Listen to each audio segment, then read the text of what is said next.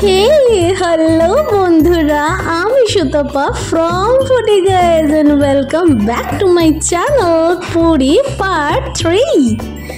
আহা, ভোরবেলার এই যে সুন্দর সমুদ্রের ঢেউ দেখতে দেখতে সময়টা কিভাবে কেটে যায় কি বলবো। আংশিক মেঘলা আকাশ ছিল আর আমরা ঠান্ডা ঠান্ডা হাওয়ার মধ্যে বসে বসে সমুদ্রের এই সুন্দর নীলাভ ঢেউগুলো আর এই সাদা ফেনা উপভোগ করছিলাম। এর মধ্যে দেখো আমার বর কি করছে, একটু ফান না হলে কি চলে? এমন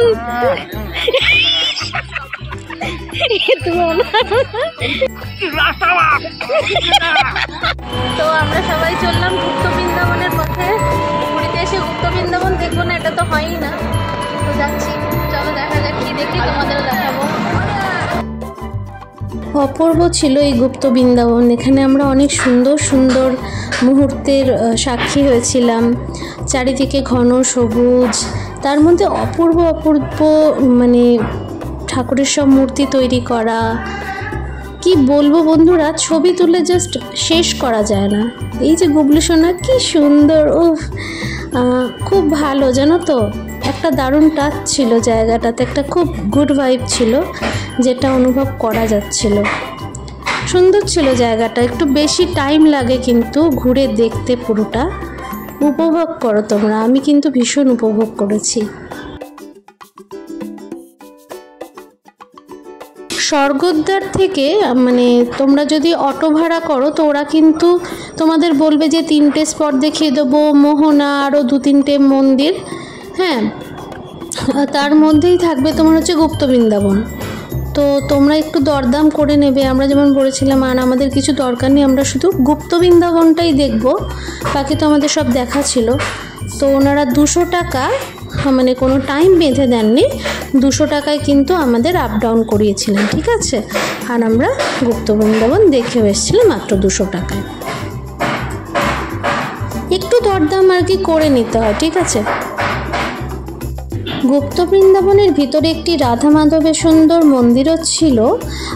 তো ওটা ওনারা জানি না ওই দিনটার জন্য বলছিল ছবি টবি তুলবেন না প্লিজ, তো ছবি আমরা তুলিনি, কিন্তু ওই মন্দিরটাও বেশ সুন্দর। আর ওখানে বৃন্দাবনের বিভিন্ন মানে জায়গার ছবি টবি দিয়ে বেশ ডেকোরেশন করা আছে। এই দেখো দেখো বাচ্চাটা কি সুন্দর আর্ট করে দাঁড়ালো, দারুণ। হ্যাঁ, আর এইখানে একটি মন্দির ছিল যেটা ওনারা গার্ড করে রেখেছিলেন, তো আমরা সেই জন্য আর মন্দিরটার উপরে উঠিনি, বাইরে থেকেই দর্শন করলাম। দেখো এই পাশেরটা দেখো, বাঁ দিকে এইটা অনেকের মানে ওই কাঁটা তার মধ্যে একটু হালকা দেওয়া আছে, ওটা টপকে ঢুকছে, বাট আমার ঠিক মনে হয়নি, তো আমরা যাইও নি, এখানটা উঠিনি, দূর থেকেই দেখলাম। সম্ভবত অষ্টসখী ছিলেন এই মন্দিরের ভিতরে, আর রাধা মাধবের মূর্তি প্রতিষ্ঠিত ছিল। চারিদিকে জাস্ট প্রকৃতির ছোঁয়া, জানো তো, গাছগাছালি এবং তার মাঝে বিভিন্ন পাখি ডাকছে, সুন্দর সুন্দর মূর্তি হাওয়া দিচ্ছে, অনেক প্রজাপতিও দেখেছি, যেটা ভীষণ ভালো লাগছিল। আর বিভিন্ন অ্যাঙ্গেল থেকে এই বজরংবলীজির মানে কীর্তনরত মূর্তিটা যে কি ভালো লাগছিল বলে বোঝাতে পারো না। দেখেছো কত গ্রিনারি? তোমরা তো জানো বন্ধুরা, যারা আগের থেকে আমার কয়েকটা ভিডিও দেখছো, I love nature and I love greenery, তো ওটা আমার খুব ভালো লাগে। এইদিকে দেখো, এই যে মন্দিরটা বন্ধ ছিল, ওই ভেতর দিয়ে এই অংশটাতে যাওয়া যায়। তো ভিতরে খাবার জলের ব্যবস্থা ছিল, আরও ভালো ভালো মানে ফ্যাসিলিটিস ছিল মোটামুটি। খুব সুন্দর, খুব সুন্দর।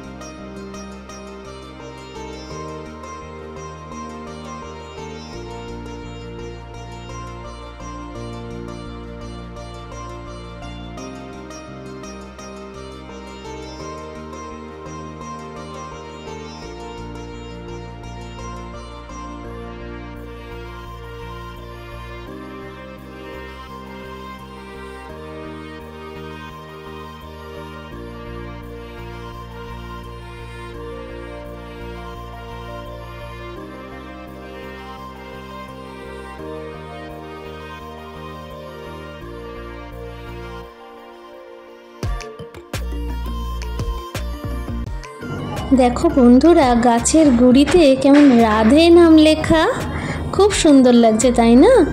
আর এইখানে একটা ইনসিডেন্ট হবে আমার সাথে, জানো? আমি তো এমন ভিডিও করতে ব্যস্ত যে আমি বুঝতেই পারিনি একটা বড় সড়ো ল্যাজজোলা হনুমান তাক করে আছে। কিন্তু যাই হোক, সে কিন্তু শুধুমাত্র আমাকে একটু ভয় দেখিয়েছে, আমার মোবাইলটা কিন্তু কেড়ে নেয়নি। দেখো আমি অ্যারো দিয়ে ওকে দেখাবো, এই যে বসে আছে দেখো ডান দিকে, এই হলুদ অ্যারোটা দেখলে এবার একটু ভিডিওটা দেখতে থাকো। হ্যাঁ, আমি কিন্তু ওকে লক্ষ্য করিনি, ঠিক আছে? আমি ভিডিও করতে ব্যস্ত চারিদিকে, আর ও কিন্তু দেখছে, ও আমাকে দেখছেই। দেখো এই দেখে